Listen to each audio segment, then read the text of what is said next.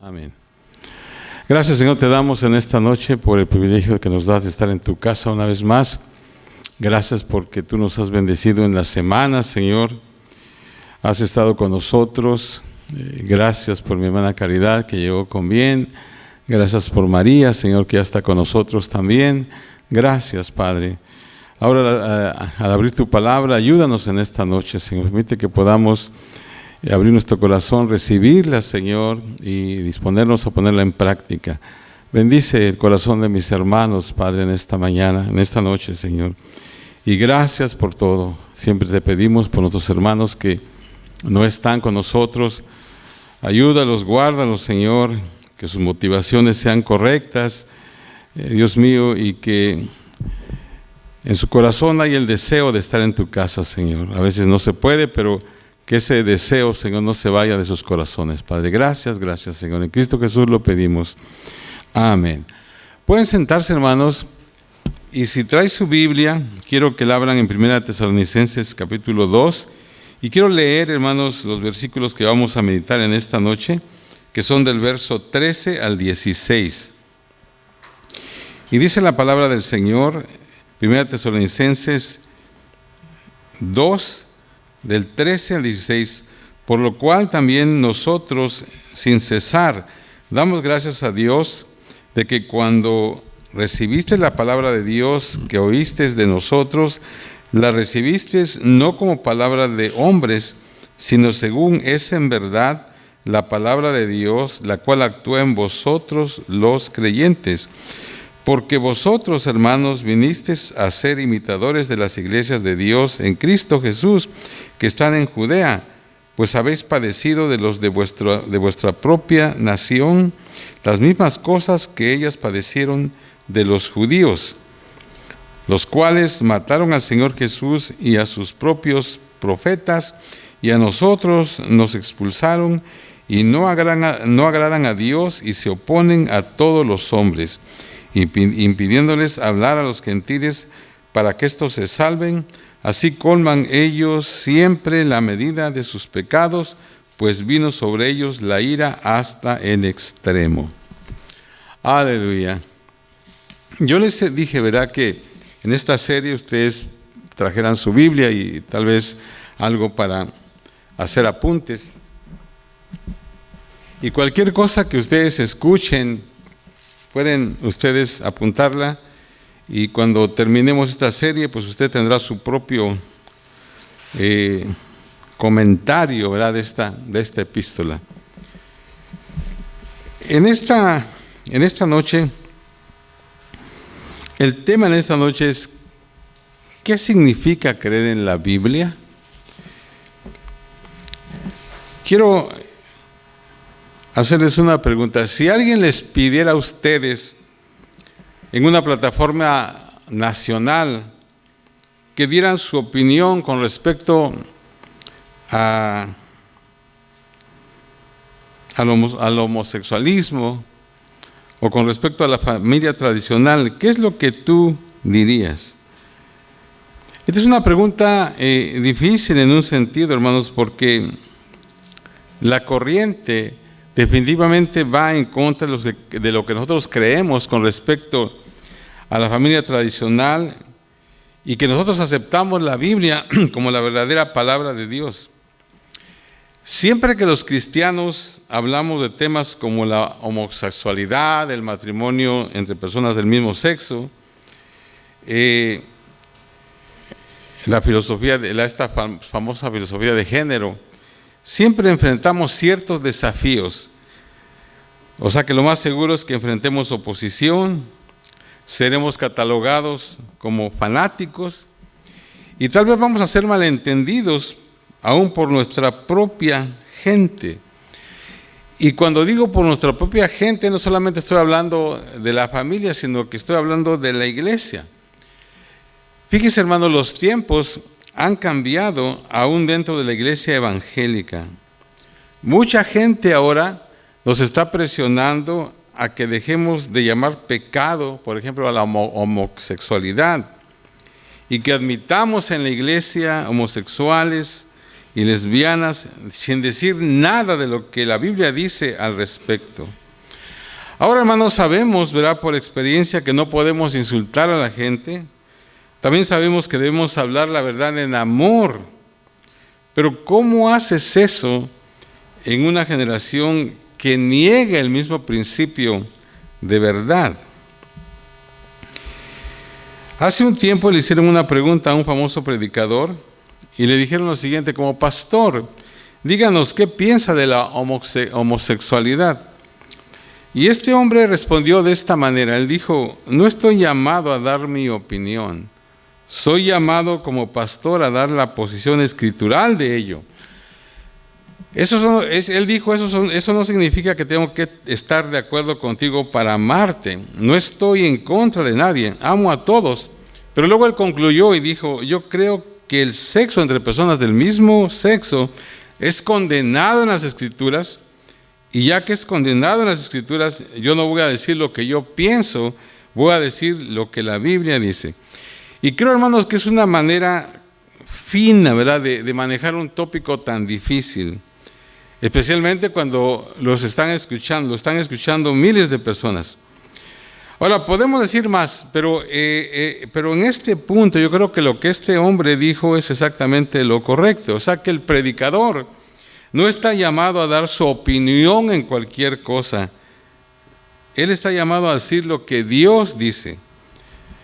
Esto es algo, hermanos, que cada uno de nosotros como cristianos, y máxime, ¿verdad?, los que servimos a Dios, deberíamos decir. No voy a decir lo que pienso, voy a decir lo que la Biblia dice. Hermanos, la Biblia, hermanos, es nuestra autoridad final para la fe y para la vida. O sea que la Biblia viene de Dios, Dios es la autoridad final, por lo tanto la Biblia es nuestra autoridad. Entonces, eso significa que en un mundo que proclama competir por la verdad, para el cristiano la Biblia es como la suprema corte, o sea, es lo máximo. Nosotros estudiamos y aprendemos de la historia, de la tradición, de la sabiduría humana, pero al final creemos que la Biblia habla con la autoridad divina, o sea, la autoridad de Dios. O sea, lo que la Biblia dice, Dios lo dice. Ahora, hermanos, no es un tema menor. Hay un movimiento evangélico que se conoce como el movimiento evangélico moderno. Y este movimiento, hermanos, nació de la controversia entre modernistas y fundamentalistas. Esto más o menos fue a principios de los 90. En la cual, hermanos, cada denominación mayor protestante fue destruida por una lucha entre liberales y conservadores. Si nosotros investigamos un poco, vamos a descubrir que los liberales ganaron cada batalla, fíjese. Los liberales ganaron en la iglesia metodista, en la iglesia bautista, en la iglesia presbiteriana, en la iglesia episcopal y en la llamada iglesia congregacional. Lenta, pero seguramente los liberales, ayudados por grupos moderados, sacaron a los conservadores del poder. Ahora, mirando atrás a esos días, podemos ver claramente que realmente había solo un punto que dominaba, fíjense, y era este: ¿es la Biblia la palabra de Dios? Y vamos a insistir que nuestros ministros prediquen la divina inspiración de la Biblia. O sea, ese era el punto que estaba en discusión, todo lo demás era secundario. Fíjese que aún el detalle de la creación contra la evolución, al final se redujo a la pregunta si los cristianos deberían o no creer los primeros 11 capítulos del Génesis como una verdad literal. Los modernistas respondieron que no. Los fundamentalistas dijeron sí. Entonces, en estos días que estamos viviendo, que se conocen como el posmodernismo o el poscristianismo, yo he hablado mucho acerca de eso, ¿verdad? Que nosotros estamos viviendo en estos días del poscristianismo. Hablaba con un amigo otro día, un amigo pastor, y estábamos hablando de esto, y decía, es que realmente estamos viendo realmente en los días del post-cristianismo, o sea, como que ya pasó eso, y hay muchas cosas que mucha gente ya no cree. Entonces, en estos días, cuando el no creyente parece estar ganando terreno, tenemos que enfrentar esta difícil pregunta. ¿Vamos a creer en la Biblia, en todo lo que dice, cada palabra de ella, de principio a fin, completamente? Bueno, nuestros antepasados espirituales no tenían problema en responder sí a esa pregunta, pero nosotros, hermanos, luchamos fuertemente con ella.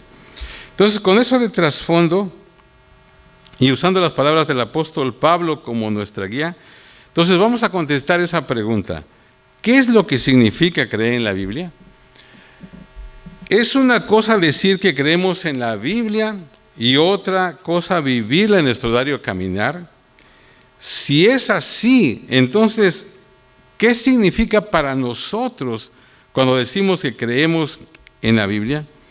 Entonces, vamos a estudiar este pasaje ahora que leímos, 1 Tesalonicenses 2, del 13 al 16, y en ese pasaje nos sugiere tres respuestas a esta pregunta. En primer lugar, creer en la Biblia significa aceptar su autoridad en cada área de la vida.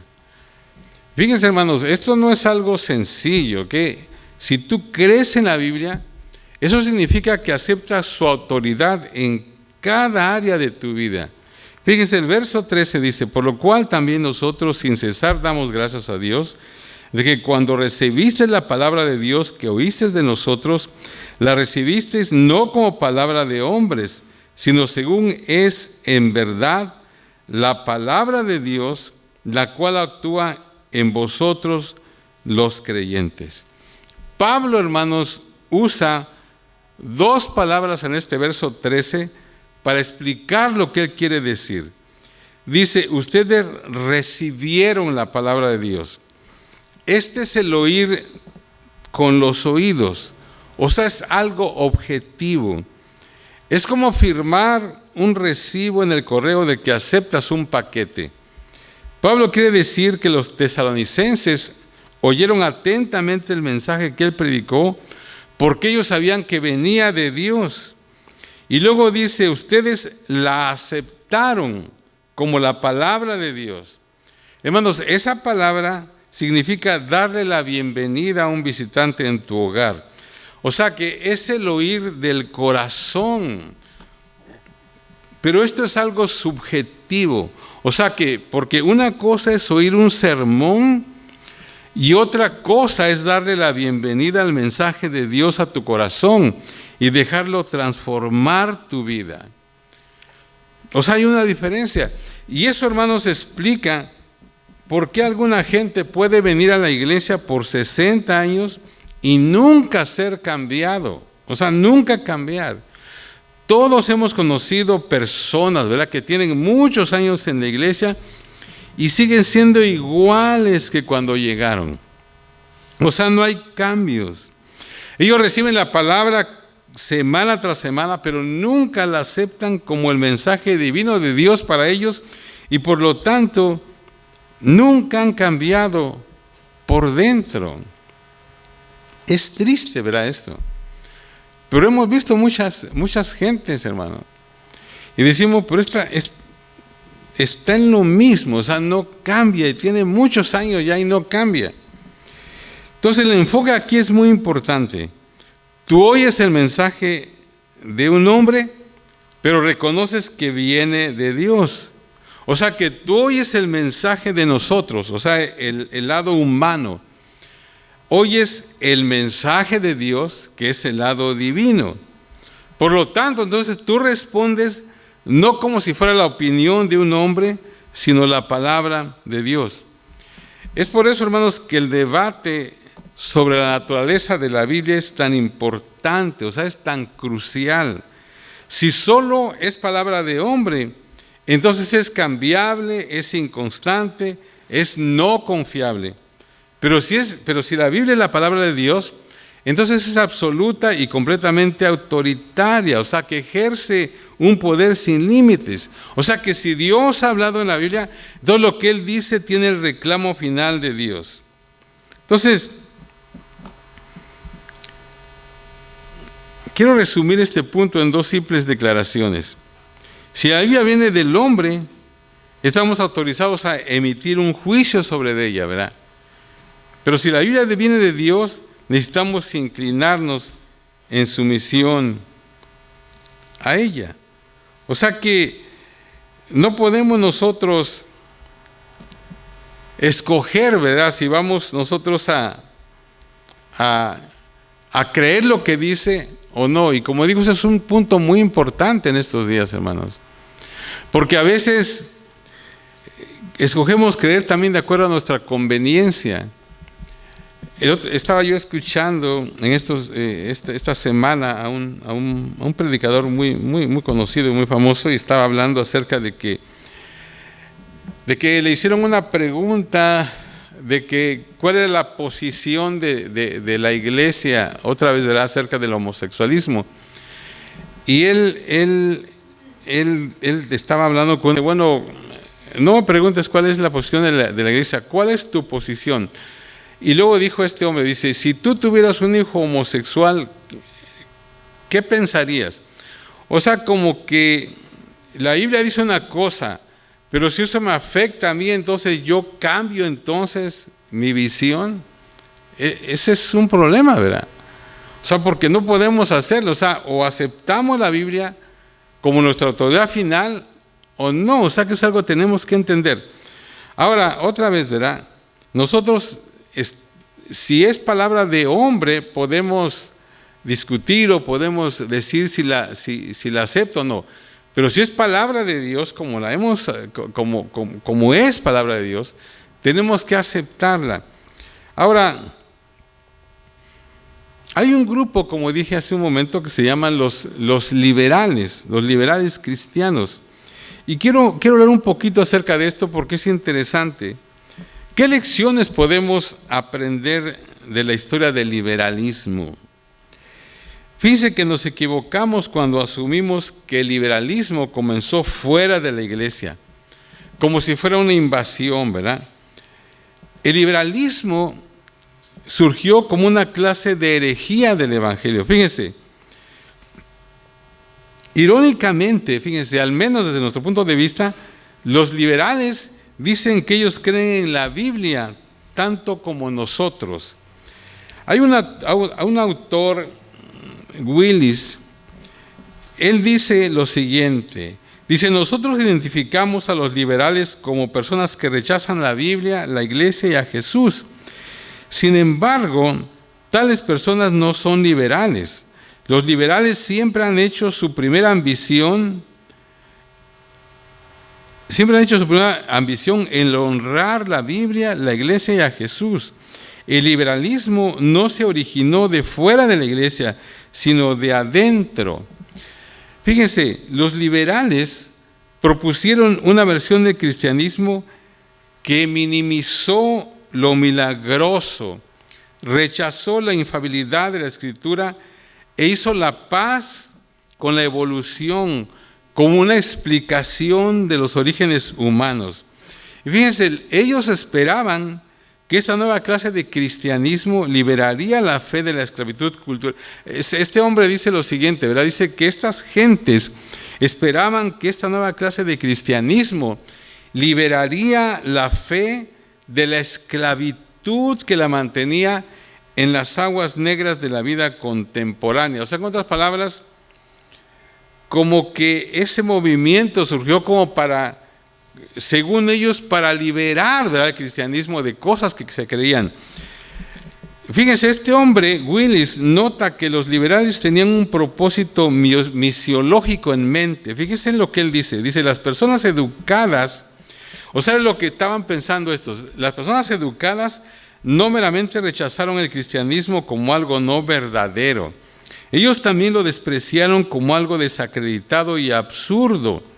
Basados en el pensamiento evolutivo, los intelectuales concluyeron que el cristianismo como una religión casi por lo general pertenecía a la infancia de la raza humana.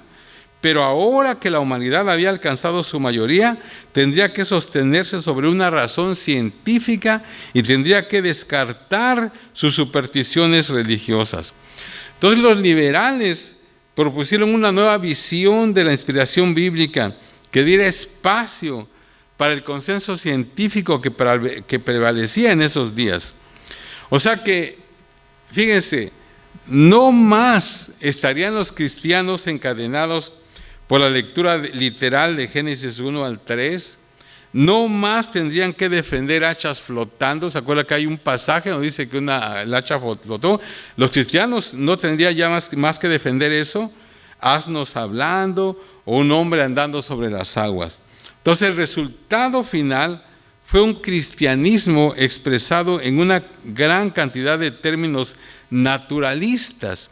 Fíjese, este hombre sigue diciendo lo siguiente, dice: los liberales estaban convencidos de que ellos podían preservar la trascendente verdad espiritual, la sobrenatural verdad sobre estas bases, pero estaban equivocados. Ellos intentaron rescatar la fe, pero en su intento de hacer la cristiandad más creíble al mundo, la reemplazaron con una religión más acorde al mundo.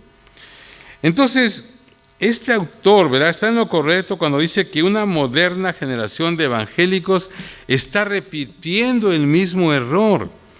En nombre, fíjense, de hacer la cristiandad creíble a un mundo que no cree, ellos han realmente sacado algunas de las piedras del fundamento. Y fíjese, este hombre sigue diciendo: los evangélicos modernos, quienes desean remover el descrédito cristiano entre la cultura que los desprecia, están retrocediendo a los pasos de los viejos liberales.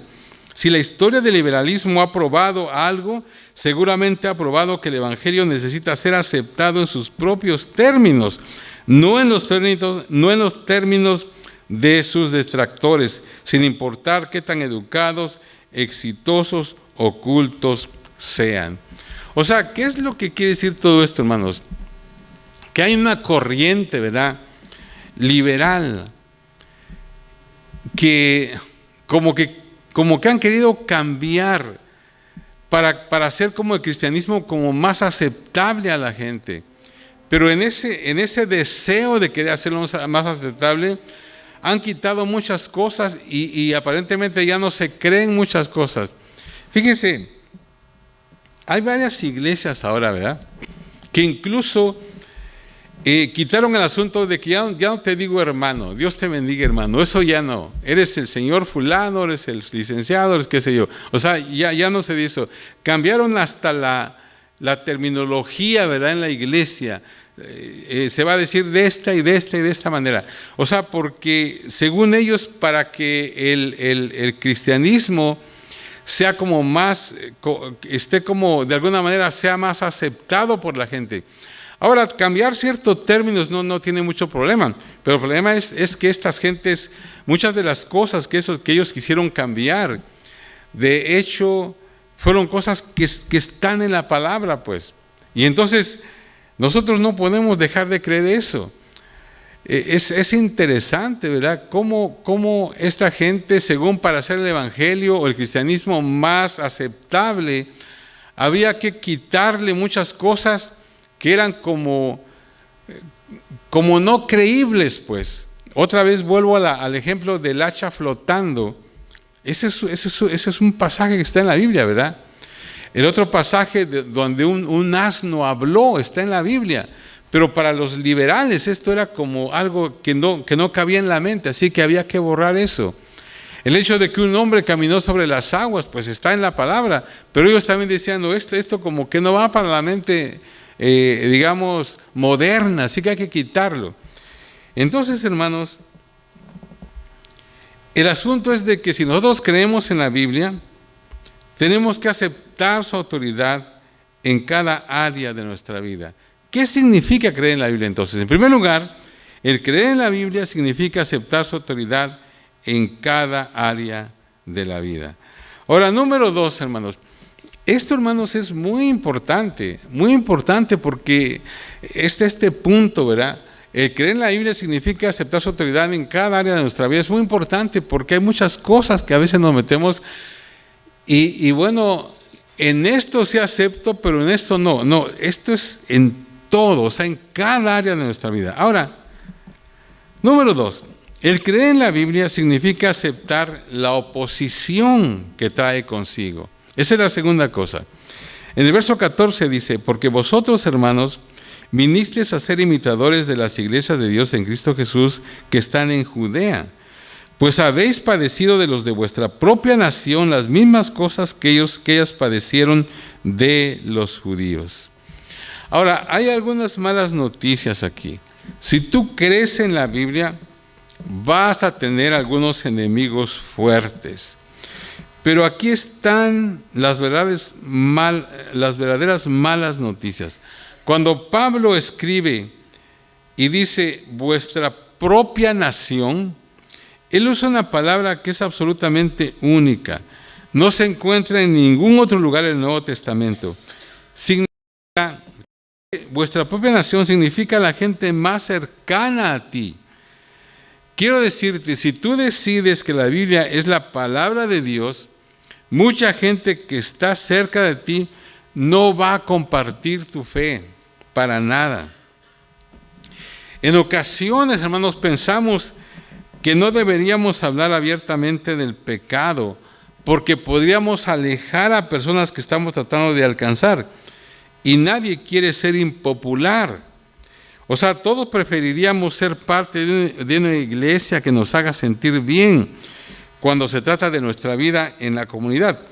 Pero tenemos que decir la verdad, aunque esto haga que no seamos queridos y aunque seamos despreciados. O sea, si nos desprecian por decir la verdad, bueno, pues, ¿qué vamos a hacer? Hay una verdad, hermanos. La iglesia está llena de hombres y mujeres que aman a Dios y aman a la gente. Tenemos que decirlo claramente. Nosotros no odiamos a la gente. Le damos la bienvenida a cada persona que viene a nuestros servicios. Nuestras puertas están abiertas a toda gente, sin excepción. Algunos cristianos, hermanos, piensan que pueden escapar de la oposición si son muy livianos. Pero ¿sabe qué? Eso no va a trabajar. Fíjense, el día se aproxima, hermanos, cuando los cristianos que se levantan a favor de la Biblia van a ser marginados, van a ser excluidos de la sociedad. Y el gran debate va a estar exactamente en este punto. ¿Vamos a sostenernos bajo la autoridad de la Escritura en cualquier campo, en cualquier tema, en cualquier asunto? Esto es algo serio. Muchos llamados evangélicos están empezando a salirse de la autoridad, tratando de acomodar los textos bíblicos a su conveniencia. Están haciendo exactamente lo que ese autor que les mencioné está hablando. El liberalismo siempre empieza dentro de la iglesia como un resultado de hacer a un lado las partes difíciles de nuestra fe. Entonces, pero no importa lo que otros piensen, nuestro más profundo compromiso necesita estar en la palabra de Dios. La predicamos, la enseñamos y la proclamamos porque es la única esperanza para el mundo que está muriendo. O sea que sencillamente es eso. Entonces, creer entonces en la Biblia significa aceptar la oposición que trae consigo. Y la tercera cosa, hermanos, ¿qué significa creer en la Biblia? Creer en la Biblia, en tercer lugar, significa aceptar su juicio a la sociedad. Aceptar su juicio a la sociedad. Verso 15 a 16 dice, los cuales mataron al Señor Jesús y a sus propios profetas, y a nosotros nos expulsaron y no agradan a Dios, y se oponen a todos los hombres, impidiéndonos salvar a los gentiles para que éstos se salven. Así colman ellos siempre la medida de sus pecados, pues vino sobre ellos la ira hasta el extremo. Estas, hermanos, son palabras que traen una enseñanza. O sea, en estos versos, Pablo menciona 4 maneras en que los judíos se oponían a los primeros cristianos. Él dice, ellos mataron a Jesús y a sus profetas. Ellos expulsaron a los apóstoles de Jerusalén. Ellos fueron contrarios, fueron hostiles a todos los hombres y ellos hicieron difícil la predicación del Evangelio. El último punto, ¿verdad?, es el que afectó más la mente y el corazón de Pablo, donde él habla de que ellos se opusieron, ¿verdad?, a la predicación del Evangelio. Porque una cosa es decir, yo no lo acepto, ¿verdad? Para mí no es esto. O sea que no para mí, pero está bien para ti. Es una cosa decir eso. Pero otra cosa es decir, no para mí, pero tampoco para ti.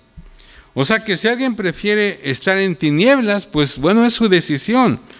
Pero es un terrible pecado impedir que otros conozcan la verdad. O sea que el pecado más grande no es rechazar la salvación. El pecado más grande es tratar de impedir que otros crean. O sea, si tú prefieres ir al infierno, pues es tu problema. Pero por favor, no trates de llevarte a otros contigo. Entonces, tales personas, esas personas, ¿verdad?, como estas están alrededor de nosotros hoy en día. No todos los creyentes caben en este patrón, ¿verdad?, pero sí algunos. Ellos hacen todo lo que pueden por oponerse a los cristianos que buscan ganar a otros para Cristo. El verso 16 nos dice 2 cosas acerca del juicio de Dios a tales personas. Dice que ellos llegan al colmo de su pecado. Otra versión dice, siguen amontonando sus pecados. O sea, hay un límite, hay una línea, un punto de no retorno para cada persona. Nadie sabe cuándo o dónde está ese punto, pero ese punto de no retorno viene tanto a las naciones o para las naciones, para las familias y para los individuos. O sea, llegan al colmo de su pecado. Y luego también dicen, en segundo lugar, dice, el castigo de Dios vendrá sobre ellos con toda severidad. La palabra, hermanos, habla tanto del presente como del futuro. Aunque nuestro Dios es paciente, su paciencia tiene límites. O sea que eventualmente las consecuencias vendrán y finalmente el juicio caerá sobre las cabezas de los incrédulos. Aunque se tarde el castigo, vendrá al final sobre aquellos que rechacen al Señor. Entonces, tenemos que entender esto. Este es el juicio de Dios a cualquier sociedad que rechaza la revelación de Dios. Ninguna nación o individuo puede rechazarlo con impunidad. Ninguna nación puede pecar por siempre sin cosechar el castigo divino. Entonces, esta es la respuesta final, ¿verdad?, a la pregunta, ¿qué significa creer en la Biblia? Si tú crees en la Biblia, necesitas aceptar su juicio a nuestra sociedad. Entonces, tengo 2 pensamientos aquí para concluir. En primer lugar, hay ciertos hechos incambiables que son verdad y en los cuales necesitamos si vamos a ser verdaderos cristianos. Estas verdades no son como las olas cambiantes de la opinión humana. O sea, no cambian con la última opinión de esas encuestadoras, ¿verdad? Estas verdades hacen a la cristiandad lo que es. Y si son descuidadas o negadas, nuestra fe pierde su fundamento. Otra vez, nuestra suprema autoridad es la Biblia. Nosotros podemos decir, como decía Martín Lutero, él decía, nuestra conciencia está ligada, comprometida por la palabra de Dios. Aquí nos paramos, no podemos hacer nada más. Entonces, tal decisión no va a hacernos ganar puntos con el mundo o con nuestra sociedad actual. Déjeme explicar un poco más el punto. Supongamos que alguien te pregunta, ¿por qué eres cristiano? O sea, no es suficiente decir, yo creo en Jesús porque Él resuelve todos mis problemas. Ese no es el punto. Nosotros no reclamamos ser cristianos simplemente por las ventajas que recibimos. Necesitamos creer porque el mensaje es de Dios y por lo tanto es verdad. O sea, ninguna otra respuesta es suficiente. Nosotros necesitamos creer o creemos porque el mensaje es de Dios y por lo tanto es verdad. Y en segundo lugar, hermanos, somos hombres y mujeres bajo autoridad. Bajo autoridad. Como dije al principio, a este pastor que le preguntaron qué opinaba él, cuál era su opinión del homosexualismo, pues él dijo, no estoy autorizado a decir mi opinión. Yo voy a decir lo que la Biblia dice. Y en este punto, ¿verdad? Esta persona estaba en lo correcto. No tenemos el derecho de cambiar lo que Dios ha dicho. Somos heraldos para anunciar al mundo lo que ha dicho. Si Dios ha hablado, nosotros no deberíamos debatir sus mandamientos. O sea, nosotros los declaramos. Hermanos, el Evangelio son buenas noticias a aquellos que están listos para recibirlo. Son malas noticias para los que lo rechazan. Entonces, todo comienza con la fidelidad a la palabra de Dios. El creer en la Biblia, hermanos, es algo serio. No podemos nosotros volver atrás. Yo creo que esta frase resume todo lo que estoy hablando o lo que estoy tratando de decir en este mensaje. O sea que no hay sustituto, hermanos, para la palabra de Dios. No hay sustituto para la palabra de Dios. Entonces, hermanos, tenemos que pedirle a Dios que Él nos ayude a mantenernos en la palabra de Dios hasta que el Señor Jesús venga otra vez. Entonces, ¿qué significa creer en la Biblia, hermanos? Espero que en esta noche usted pueda entender esto, ¿verdad? Pueda ponerlo en lo más profundo de su corazón. ¿Qué significa creer en la Biblia? Medite en estas cosas. De acuerdo a este pasaje, el creer en la Biblia significa en primer lugar aceptar su autoridad en cada área de la vida. O sea que si me parece o no, eso es irrelevante. O sea que si la Biblia lo dice en cada cosa, yo tengo que aceptar su autoridad. En segundo lugar, significa aceptar la oposición que trae consigo. Y en tercer lugar, hermanos, significa aceptar su juicio a la sociedad. Que el Señor nos ayude, hermanos, especialmente en estos tiempos, ¿verdad? De tantas cosas, de tanta controversia, de tantas ideas que salen. Cada día casi oímos algo nuevo, ¿verdad? Y que Dios no dijo eso, y que ahora tenemos esta interpretación, tenemos esto. No, hermanos, tenemos que yo creo que la palabra de Dios dice que el Espíritu Santo nos va a guiar, ¿verdad?, a toda verdad. Entonces tenemos que estar confiados en el Espíritu Santo, que Él nos siga guiando. Pero tenemos, hermanos, que mantenernos en lo que dice la palabra del Señor. Y, hermanos, de esa manera podremos salir adelante en medio de este mundo que está tan descompuesto. Pero en medio de todo eso, hermanos, tenemos la palabra de Dios que no cambia, que es verdad y que fue verdad hace miles de años, que fue verdad hace cientos de años, que es verdad hoy y que seguirá siendo verdad para los años que siguen. Quiero decir otra vez, ¿qué significa creer en la Biblia? De acuerdo con este pasaje, significa aceptar su autoridad en cada área de mi vida, significa aceptar la oposición que trae consigo y significa aceptar su juicio a la sociedad. Póngase de pie, hermanos, vamos a orar. Gracias, Señor, te damos en esta noche. Gracias por tu palabra, Señor. Tu palabra es eterna. Ayúdanos, Dios mío. Ayúdanos, Señor. Bendice a mis hermanos, Señor.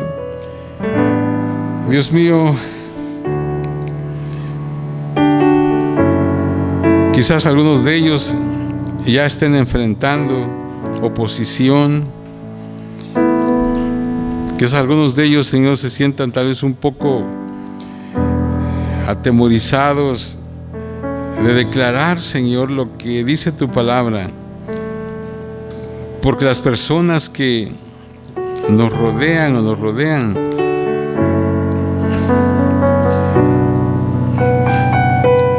Señor, son personas que no les gustaría, Señor, escuchar las verdades de tu palabra. Pero ayúdanos, Señor. Ayúdanos, Dios mío. No estamos autorizados a dar nuestra opinión en temas controversiales. Nosotros tenemos que decir lo que dice tu palabra. Nosotros tenemos que declarar lo que tú dices, Señor. Ayúdanos, Padre, ayúdanos a hacerlo. Que no diluyamos, Señor, el mensaje. Que no por el hecho de que queramos quedar bien con alguien que no te conoce, nosotros tengamos que diluir, Señor, tu mensaje. No, Señor, ayúdanos a proclamar tu palabra tal y como es, Señor. Ayúdanos, Señor. Ayúdanos, Padre. Nuestro deseo, Señor, como iglesia, es compartir tu palabra. Esa es la misión, Señor, esa es la visión de nosotros. Ayudar a la gente, Señor, a conocerte, a crecer, Señor, en ti. Pero, Dios mío, no queremos hacerlo, Señor, de una manera diluyendo el mensaje. Ayúdanos a proclamar la palabra tal y como está, Señor. Ayúdanos, Padre. Ayúdanos, Señor. Ayúdanos. Dice a cada uno de mis hermanos, Señor, los que están aquí en esta noche, los que van a escuchar o ver este mensaje después, ayúdanos, Señor, a mantenernos firmes en ti, Señor. Ayúdanos, Padre. Yo sé que ya no queda mucho tiempo, tu venida está cerca. Ayúdanos, Señor, a no claudicar, Padre. Ayúdanos, Señor, aleluya. Mientras cantamos, hermanos, en esta noche, a lo mejor tú quieres hablar algo más con el Señor aquí en el altar o ahí en tu lugar. Hazlo en esta noche, aleluya. Gracias, Señor. Gracias, Padre.